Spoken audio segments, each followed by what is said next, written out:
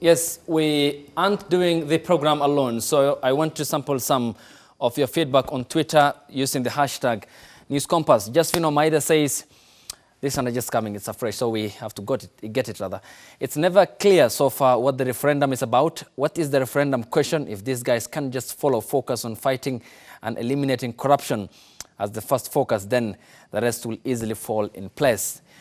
Josephine says, is the government serious about bridging the gender political gap in the country? Top Mashariki says it's dumbfounding that Kenyans are being subjected to discussions and debate about some individuals who believe we should change the constitution. I'll come to that after this. Political parties have consistently failed to support and or nominate women for critical positions, despite a focus on being gender inclusive within the party manifestos. One final one here. Ngamia Fujo says our history between 1963 and 1982 is tainted with 27 frivolous and whimsical amendments, including some of those being floated now. And there are many, but let me just take on this. 254 Digital says these sentiments against Mr. Okot's bill might appear to be random, but the innocence of their arguments lies a more powerful and calculative force. Continue using the hashtag It's News Compass, and of course we'll continue getting them by time as we seek the sentiments of Honorable Millie Odhiambo and Nafula Kisiangani in the second and final segment of the program here on News Compass. And I'll come to you direct. Honorable Millie Odhiambo, one of the issues that raised concerns about the Okot bill, the proposals that is currently before the county assemblies, is about the one man to be elected from each of the 47 counties, and he largely wants to cut down on the bicameral parliament. But women have opposed that, saying it takes off the guaranteed position at the county level. What's your opinion to his bill? That's actually true. What my good friend Okot has done is that he has said, and you actually, if you read the bill, it talks about Punguza Mzigo. But in effect, what he has done is not Punguza Dedi Mzigo. It should actually be renamed to Punguza Wamama. His bill is focusing largely on Punguza Wamama. Because if you look at the National Assembly, for instance, it at the, or what we'd call in law prima facie on the face of it. Yes. It looks very attractive because it says now we're going to achieve 50-50. And the way we are going to achieve 50-50 is to have one man, one woman in the National Assembly. But we are not doing the same in Senate. But, Senate and the National Assembly together forms the Parliament of Kenya. Yes. So the moment you put 50-50 in the National Assembly and none in the Senate, it means the Parliament of Kenya, in terms of the percentage, will automatically be lower. But other than that, what it actually effectively does is that it's not really doing anything new, because we have guaranteed positions called women rep, yes, where women fight out against women. Now, in the Okot bill, the moment you say that there will be one man per county and one woman per county, then automatically all the women will go for the woman's seat, because it's guaranteed one is for a man, one is for a woman.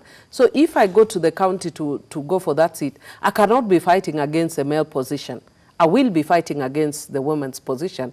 Similarly, all the men will be fighting for the male position, yes, not the women's position. So what has he done? He's only created a new position called male rep.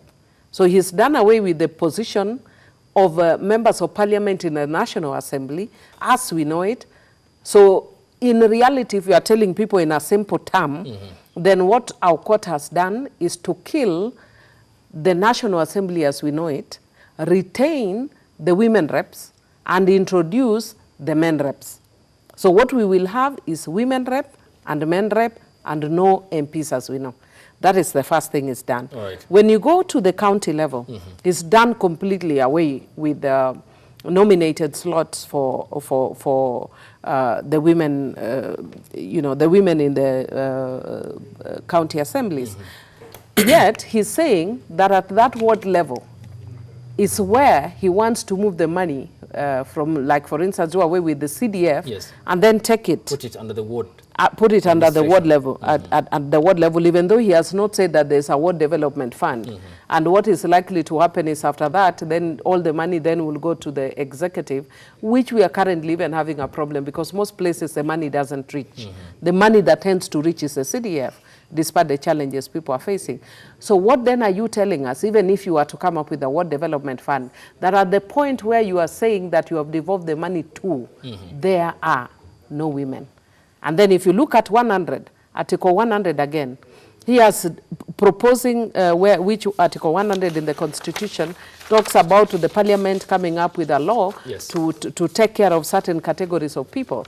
He's removing the youth, he's removing persons with disability, he's removing the women, and curiously, and he's also removed the marginalized, but left ethnic minorities. Why?